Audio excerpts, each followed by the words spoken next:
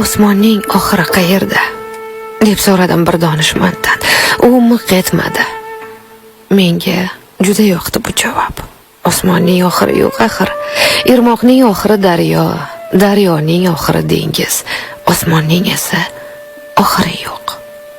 Yo'l chetida yumalab yotgan toshni tepdim. Toshdan sado chiqmadi.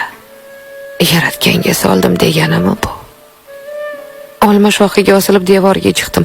To'kilgan meva qumursqalarga ermak bo'ldi. To'kilgan devor tuprog'i esa gunohimga gunoh bo'lib qo'shildi. Tunda paxsakash chol tushimga kirdi. Mening shirin uyqum buzildi. Xuddi eski devor buzilganiday. Uyquning oxirichi o'lim. O'limning esa oxiri yo'q. Bo'lsa ham hech kim unga yetgan emas. Odamning umri goho yerda yotgan qog'ozcha ham emas. Ertalab ishga ketayotib ko'rgan qog'ozingni kechda qaytishda ham ko'rishing mumkin. Ertalab ko'rgan odamni esa hamisha kechqurun ko'ravermaysan. Chumolini o'ligini tashiydi. Biya qulunidan ko'z uzmay o'tlaydi. Oqibat esa faqat odamlarda yetishmaydi.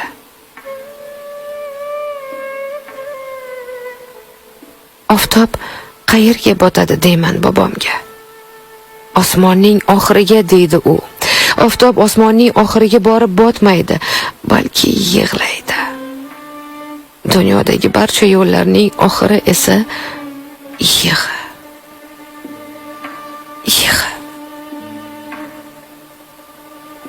Umr nima? Ey odam. Umr yo'ldir bir quloch. Armon nima? Ey odam.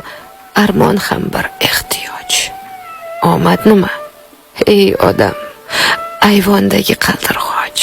Orzu nima? Ey odam. Bo'ldi. Endi qornim och. Yolg'on nima? Ey odam. Yolg'on o't o'smas dala. Haq nimadir? Ey odam. Haqiqat yetim bola. Sevgi nima? Ey odam. Sevgiga yo'q hafsala. Baxt nimadir?